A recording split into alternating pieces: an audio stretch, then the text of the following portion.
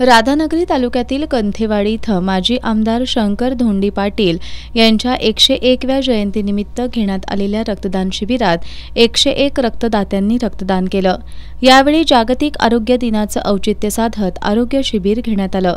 कंथेवाडी इथल्या शंकर धोंडी पाटील विद्यालयाच्या पटांगणात माजी आमदार शंकर धोंडी पाटील यांच्या पुतळ्याचं शहाजीराजे संभाजीराजे छत्रपती विठ्ठलराव खोराटे वसंतराव पाटील यांच्या हस्ते पूजन करण्यात आलं। यावेळी जनता दलाचे जिल्हाध्यक्ष वसंतराव पाटील यांनी माजी आमदार कैलासवासी शंकर धोंडी पाटील ट्रस्ट मार्फत आयोजित उपक्रमांची माहिती दिली।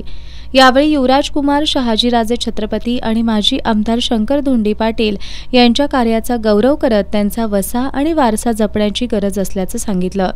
यावेळी सुशील पाटील कौलवकर, पांडुरंग भांदिगरे, विठ्ठलराव खोराटे, जिल्हा बँकेचे संचालक ए.वाय. पाटील, शिवाजीराव परुळेकर, गोकुळचे संचालक किसन चौगले, अभिजित तायशेटिये, भोगावती संचालक एडी चौगले, धीरज डोंगळे, मानसिंग पाटील, शिवाजी पाटील, दिनकर पाटील, माजी सभापती वंदनाताई पाटील, संजय सिंह कलिकते, सर्जेराव बुगडे, वाय.डी. पाटील आदी उपस्थित होते।